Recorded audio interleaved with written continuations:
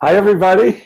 It's Dr. Bob here at the Vitality Project on Facebook, our Facebook page. This is our public page. We have we had an earlier conversation on my personal page for Bob Weathers this morning, and we have a private page for members who join the subscription service for Vitality Project. I told you, if you saw this morning when I was on just it was a drive-by. I came back from swimming and I spent just 10 minutes sharing with you some reflections this morning on music, and I shared with you that my daughter was coming into town and that Amanda and I are going on Monday night to go see the group Coldplay at a very small venue in Hollywood, which is an enormous privilege. Well, I am really happy to say that we made it back from the airport and Amanda's here, and I want you guys to meet Amanda. Let's see, there's Amanda. Hi, everybody. That's my daughter, Amanda. I'm so happy to have you with me. It's great. Be here. Yeah, it's great. I'll tell you what I want to do is I want to talk for a few minutes. We'll talk for a few minutes about addiction recovery, because that's kind of the focus of these conversations. And but I'm going to look at Amanda. Okay, I'll check in to see as people join in, but it's such a rare privilege to have anybody here with me, much less Amanda. So I'll look at you. If I start crying, it's because I love her so much. Whenever I use the word crying, it means because I am crying. That's always the case. At any rate, oh, Jason, hello. Jason, my partner, says hi to you, Amanda. That's awesome. It's great. It's great. I'll tell you, Amanda and I were talking as we were driving. Amanda and I, we were talking about one of the things that Jason and I are working on is trying to address controversial topics in addiction recovery. You know, this is my work. And trying to address topics that people don't like to talk about. So I know we stir up some trouble with this, but we also want to, I say this to the groups, you know that I lead 15 groups a week. I just want to keep it real in the conversations in the groups. And so I ask, in fact, I'll oftentimes ask clients, would you please think of a question that's on your mind here in early recovery? That's a question you can't ask anyplace else. And would you please bring it here? And so we'll do this. And so I'll have a group of 20 or 25 clients, and you have to be on your toes, because it's like people will ask questions that are on their hearts and on their minds, and they feel like they can't discuss them. And so that's really the spirit of what Jason and I want to do right here. I'm just going to peek over here once in a while. So what I shared with you, what I shared with Amanda earlier as we were driving back from the airport, is I just had a group yesterday. I'll just repeat what I shared with you. Had a group yesterday. It was the last group of the week for me at a local treatment center. And there was a female client in the group who, she came in, and I can tell that people are cautious, because, and she came in the middle of the group. I led two groups. She came in the middle of the second group. And when she got the sense that this is a safe place, she shared, she said, she'd just come to this new treatment center. This is the one where I'm leading the groups. And she said, I just left another treatment center. And I said, well, why did you leave? And she said, I left because they were insisting that my addiction problem and that my recovery would only work if I followed their instructions about a spiritual path. It was very specific instructions. It's from a self-help support philosophy that many people are familiar with. And she says, I know, as I was sharing with you earlier, she says, I know that spiritual issues matter to me. She says, I'm not orthodox in my beliefs anymore. But she said to me, Dr. Bob, she says that what isn't going to work for me is not talking about my depression. She says, I've been depressed and been suicidal. And she says, I need to be able to talk about that. And it won't be enough for me to pray to God or to a higher power and work the steps of this program without addressing the emotional layer. And she said that, and I said, I fully agree with you. I told her my background's in psychology, and I said, I fully agree with you. And she said, I think that underneath my addiction are long-term emotional issues, and I'd have to be able to discuss those. And I said, well, you're preaching to the choir, because I fully agree with you.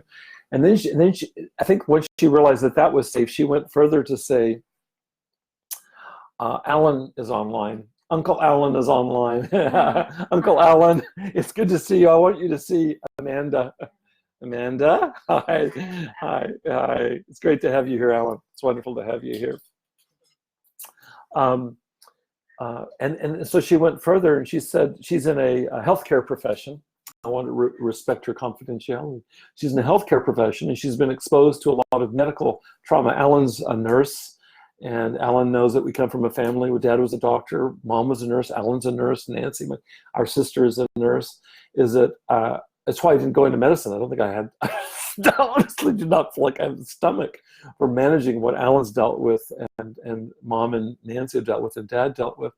And she was talking about that. So she says there's a lot of trauma from that.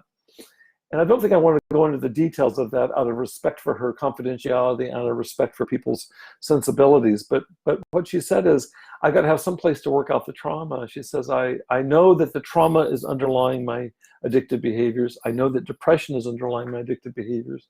And she proceeded to talk some about relational issues that are also underlying it. And so what I want to say today, and Jason, this is a shout out to what we're doing at the Vitality Project, is that I want to invite anybody who's here for the first time today to go back and review our previous Facebook Live events. We've done one last Saturday when I was in Texas with you, and then the previous Wednesday. We're looking at why the horribly low success rates in addiction recovery. And as I shared with you, and you know, 5 to 10% of people after a year of treatment are still sober. That's just off the charts uninspiring. And so what's to be done, and what's the problem? And I as I've said before, I don't think there's any Tammy just joined. Okay, this is Amanda's mom. Okay, say hi to mom. We're having a family reunion here, Jason. It's my brother, my daughter, Tammy, the mother of Amanda, my first wife. It's wonderful to have you here. I could not be happier. She says good morning to Amanda. Good morning to you, Tammy. It's wonderful to have you here. Thanks for your support. As we've talked about, there's no single solution to the low success rate in addiction recovery, but there's some things that we can learn from conversations like this one I had just yesterday with this group participant. And the way that you and I were just talking about it in the car is that if you think about us as human beings, we're complicated beings. And so any single solution, it stands to reason that any single solution, while maybe being partially true, is also going to be limited. And I think what this woman was confessing is she's not oblivious to the spiritual dimensions of her life or to recovery, but she says, I'm going to need to address the psychological dimensions of emotion, of depression, of relationship, of trauma, if I'm going to succeed. And I know that that's going to be key. It led to a conversation group about medications, specifically about antidepressant medications. And I feel very strongly about this too. Alan, you're here, and you know that Dad was a doctor, and we grew up in a medical family with Mom being a nurse. I've been surrounded by medicine in my family my entire life, and even though that's not my central expertise, my background has been in clinical psychology for the last 40 years, is that I take very seriously the body and the brain and physical health and biomedical advancements in the last, especially in the last 20 or 30 years, around addressing depression, around understanding what addiction is via brain scan technology. And so I feel like it's really, really critical that in addition to what I bring, which is a psychological orientation, and what the 12-step programs focus on, which is a spiritual orientation. If, for those of you that don't know, if you go to an AA meeting or an NA meeting, they'll discuss, and you'll see this in the big book, that addiction is seen as a spiritual problem with a spiritual solution. And I always tell clients of mine in the groups that I lead that I fully agree with that. I fully agree with that. And I also feel like it's partial. That's the little postscript. I feel the same way. There's a lot of people in my profession, the psychological profession, therapists, that focus so much on therapy and forget the spiritual dimensions or forget the medical dimensions of our existence.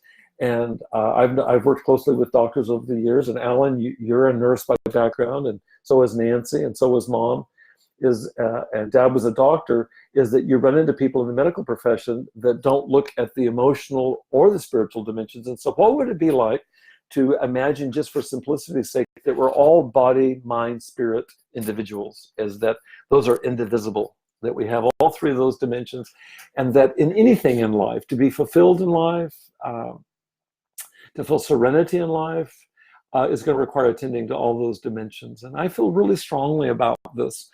And this woman was really gratified. You could actually see her shoulders drop. She was just relaxed to realize, this is wonderful. I can talk about spirituality because she cares about it. She produced a book written by Russell Brand, which I actually ordered after the group and began reading last night. That guy is amazing. He's looking at the 12 steps. He takes very seriously the 12-step program, but looks at it from a perspective that's very compatible with my own. I don't mean to offend anybody that's watching, including my dear daughter. He's as profane as I am. And I just appreciate that so much. I don't know that we've talked about this, sweetie, but I feel like that addiction is the devil. I don't have a conventional belief in God or the devil or anything like that. I'm just plagued by unconventionality. But if there is a devil, it's addiction. And you've seen it in my life.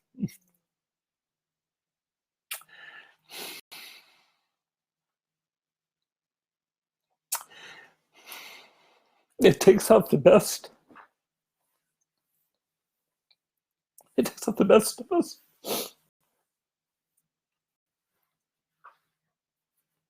I sit in groups of young men and women who are recovering from serious addiction. Most of them have been addicted to methamphetamine or heroin. And I look at them and I feel such love for them.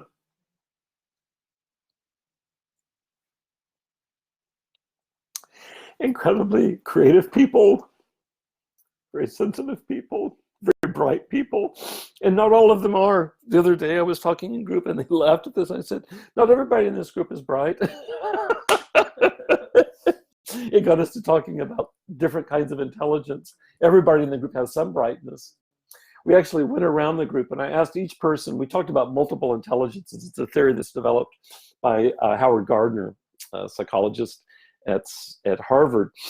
And that he talks about 24 different kinds of intelligence. And it says the unfortunate thing about going to school is that you get rewarded for academic intelligence, which is typically verbal intelligence or quantitative mathematical intelligence. And those are wonderful things to have. But what happens if you're not good at those and you're good at something else? It tends to get ignored. And so in this group, I knew there's a drummer in the group in addition to me. And we talked about musical intelligence, which is one of the intelligences that Howard Gardner defines. I'm looking at you, sweetie. You've got a huge emotional intelligence. You always have.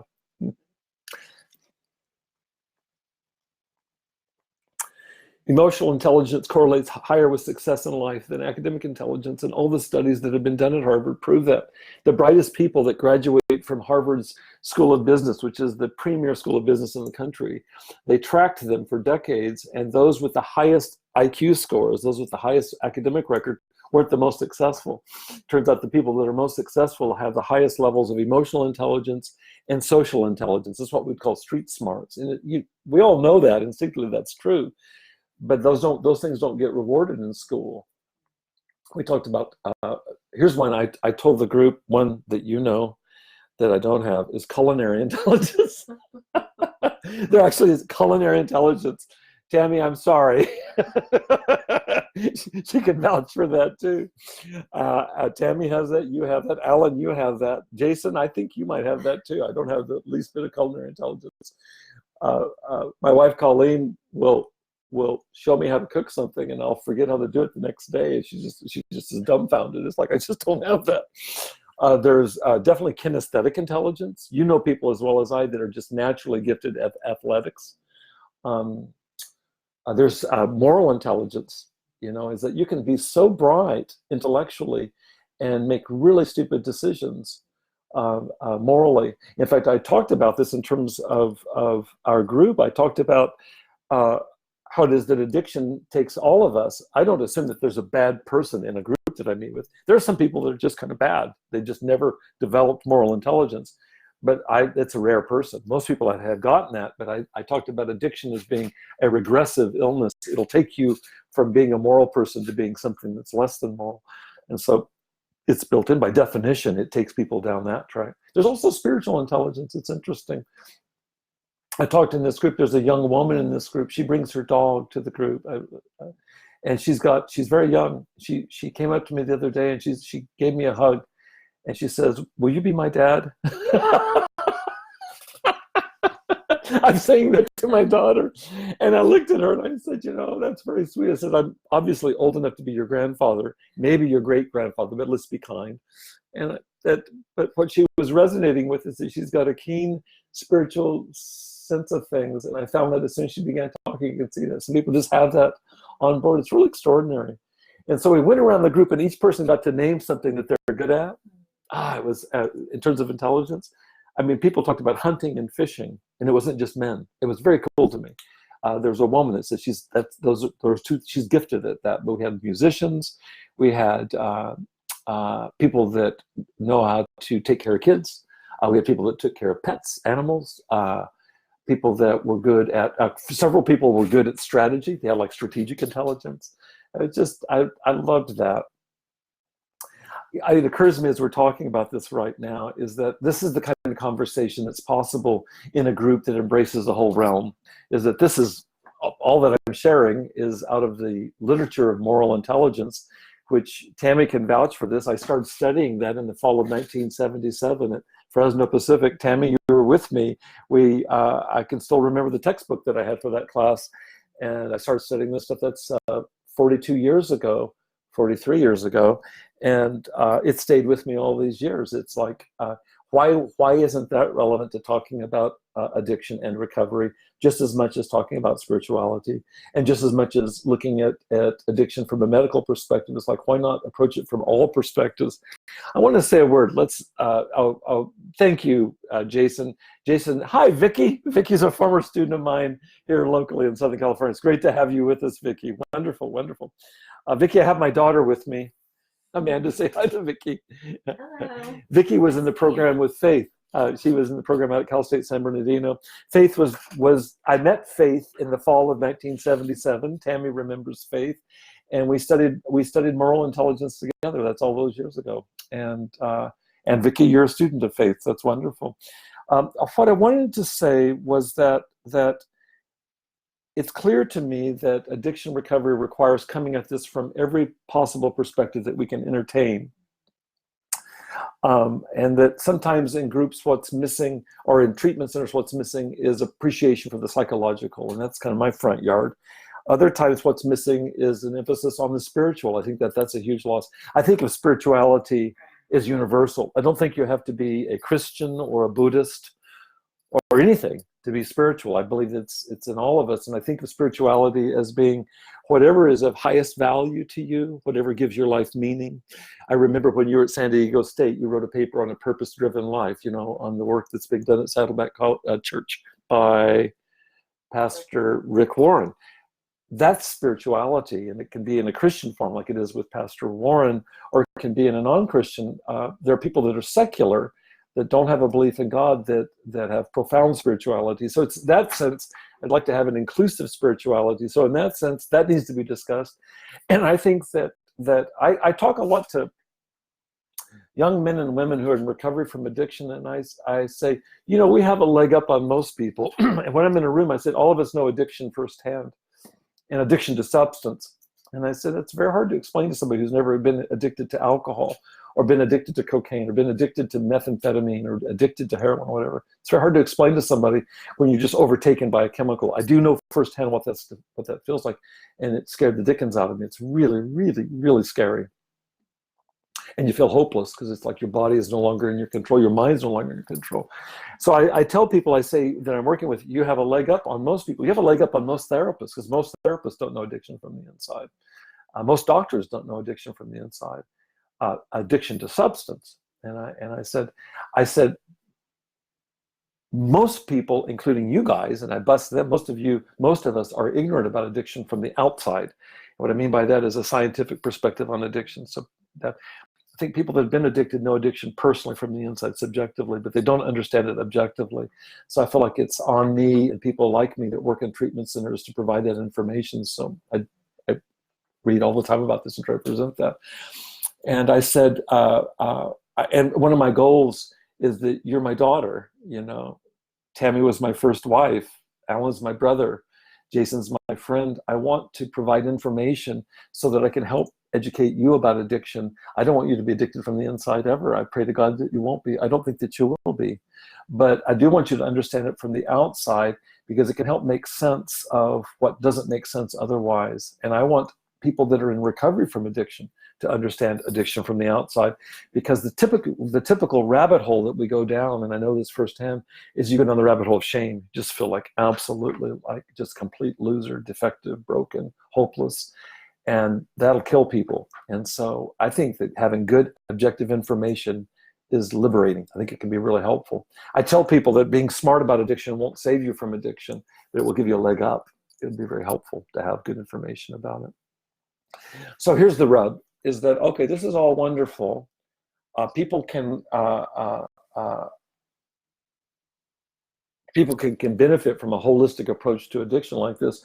But, you know, if I come to treatment in Southern California, for example, and that's where I see people coming, and then go back to Fort Worth, Texas, I can join a self-help support group like AA or NA, and I can do that for free.